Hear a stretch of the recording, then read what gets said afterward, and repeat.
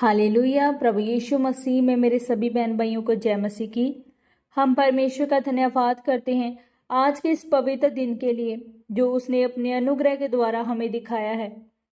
जैसा कि आप जानते हैं कि परमेश्वर के पवित्र वचन को सुनना हमारे जीवन में एक आशीष को लेकर आता है। तो आइए आज की इस वीडियो में हम परमेश्वर के पवित्र वचन को मेरी भविष्यवाणियों की पुस्तक में से पढ़ते हैं। ये सामर्थी वचन परमेश्वर के दास प्रेरित अंकु यूसुफ नरूला जी के द्वारा लिखे गए हैं।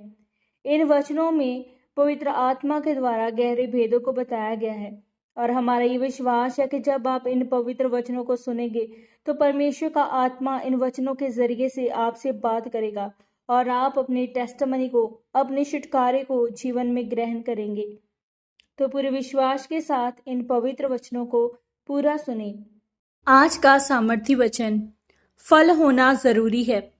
जैसा कि परमेश्वर के पवित्र वचन 2 कुरिन्थियों 9 अध्याय उसके 6 वचन में लिखा है, परंतु बात यह है जो थोड़ा बोता है वह थोड़ा काटेगा भी, और जो बहुत बोता है वह बहुत काटेगा। मेरे प्रियो, जब आप पवित्र बाइबल में इजरायलियों के मिस्र से छुड़ाए जाने के बारे में पढ़ते हैं तो लिखा है कि उन्होंने परमेश्वर के खिलाफ कुड़कुड़ाना शुरू कर दिया। उन्होंने मूसा को यह कहना शुरू कर दिया कि तू हमें मिस्र से क्यों ले आया, वहां पर हम अपना मनपसंद भोजन करते थे। उन्होंने परमेश्वर से मांस खाने के लिए मांगा। परमेश्वर ने कहा कि मैं तुम्हें मांस तो दूंगा, लेकिन अगर हम भजन संहिता को पढ़े तो लिखा है कि परमेश्वर ने उन्हें मांस तो दिया लेकिन उनके प्राणों को सुखा दिया। मेरे प्रियो, अगर वह परमेश्वर से उचित रीति से मांगते तो परमेश्वर उन्हें जरूर देता, लेकिन उन्होंने परमेश्वर से कुड़कुड़ाकर मांगा। उसी तरह से जब हम प्रभु यीशु मसीह की क्रूस की मृत्यु के बारे में पढ़ते हैं तो लिखा है कि जो 2 डाकू उनके दाएं और बाएं लटकाए हुए थे, उनमें से एक ने कहा कि क्या तू मसीह नहीं है, तो फिर हमें भी बचा और अपने आप को भी बचा। लेकिन दूसरे डाकू ने उसको डांटकर कहा कि हम तो न्याय के अनुसार दंड पा रहे हैं, लेकिन इसने कोई भी अनुचित काम नहीं किया है। वह दूसरा डाकू क्रूस पर भी प्रभु यीशु मसीह पर विश्वास करके स्वर्ग राज्य में चला गया। मेरे प्रियो, एक बात हमेशा याद रखें, आपका सही तरीके से और सही आत्मा से मांगना मायने करता है। प्रभु यीशु मसीह ने कहा कि मेरा रास्ता तंग है, जो इसके ऊपर चले वही जीवन पाता है।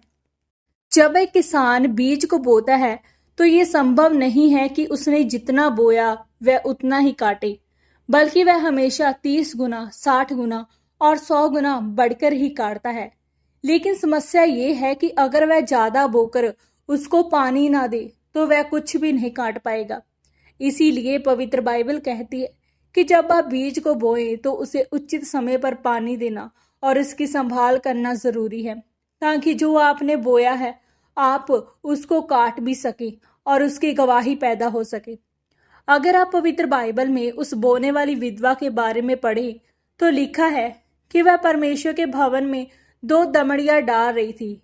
तब प्रभु यीशु मसीह ने कहा, सभी धनवानों ने अपनी बढ़ती में से बोया है, लेकिन इस विधवा ने सबसे बढ़कर बोया है, क्योंकि उसका परमेश्वर के भवन में देने का मन बिल्कुल उचित था। जरा सोचे, पहले तो शैतान आपको बोने नहीं देता, और अगर आप बोए तो वह आपके बीज को खा जाता है, ताकि आप दोबारा कभी बोने का फैसला ना करें।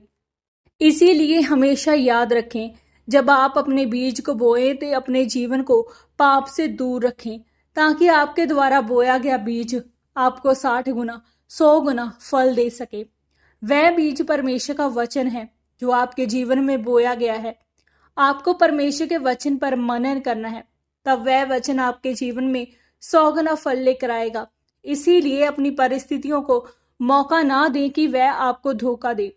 हमेशा परमेश्वर पर विश्वास रखें और वचन पर चलकर मसीह में आगे बढ़ें, तब परमेश्वर आपको फलदार बनाएगा।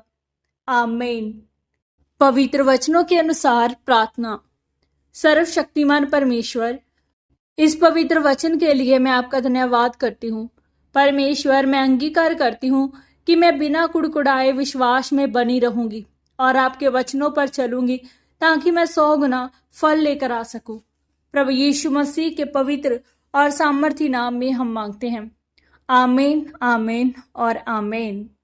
आज के इन पवित्र वचनों के पढ़े और सुने जाने के द्वारा परमेश्वर आप सबको बहुत आय से आशीषित करे। सबको जय मसीह की।